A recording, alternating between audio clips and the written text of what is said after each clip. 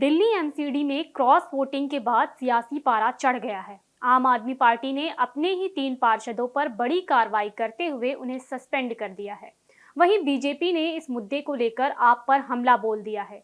आखिर cross voting का ये पूरा मामला क्या है और क्यों मचा है इतना बवाल, आइए जानते हैं इस रिपोर्ट में। एमसीडी के चुनाव के बाद आम आदमी पार्टी के अंदर ही बवाल मच गया है। पार्टी का आरोप है कि उसके कुछ पार्षदों ने पार्टी लाइन से हटकर वोटिंग की, जिसकी वजह से उम्मीदवारों को हार का सामना करना पड़ा। इसी के बाद आम आदमी पार्टी ने बिना देरी किए अपने 3 पार्षदों के खिलाफ बड़ा एक्शन लिया। पार्टी ने वेस्ट जोन की पार्षद निर्मला देवी, कृष्णा देवी राघव और सिटी एसपी जोन की पार्षद सुल्ताना आबाद को सस्पेंड कर दिया। प्रदेश अध्यक्ष सौरभ भारद्वाज ने कहा कि पार्टी अनुशासन से समझौता नहीं करेगी और क्रॉस वोटिंग किसी भी हालत में बर्दाश्त नहीं की जाएगी। एमसीडी में नेता प्रतिपक्ष अंकुश नारंग के मुताबिक वेस्ट जोन में आम आदमी पार्टी के पास 13 वोट थे, लेकिन पार्टी उम्मीदवार को सिर्फ 11 वोट मिले, यानी 2 पार्षदों ने दूसरी तरफ वोट डाला। वहीं सिटी एसपी जोन में भी 1 वोट पार्टी के खिलाफ गया। इसी आधार पर तीनों पार्षदों पर कार्रवाई की गई। उधर इस पूरे मामले को लेकर बीजेपी ने आम आदमी पार्टी को घेरना शुरू कर दिया है।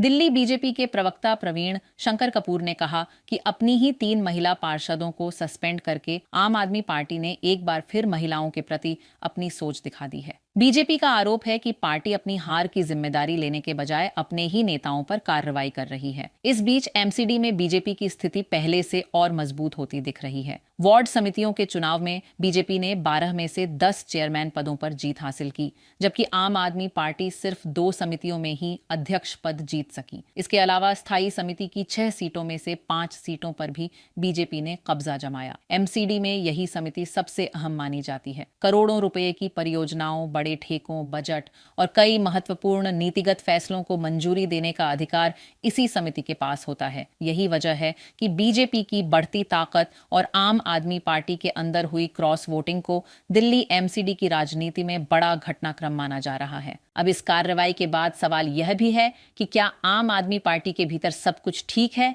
या फिर आने वाले दिनों में पार्टी को और सियासी झटके लग सकते हैं। Subscribe now and press the bell icon. Never miss an update.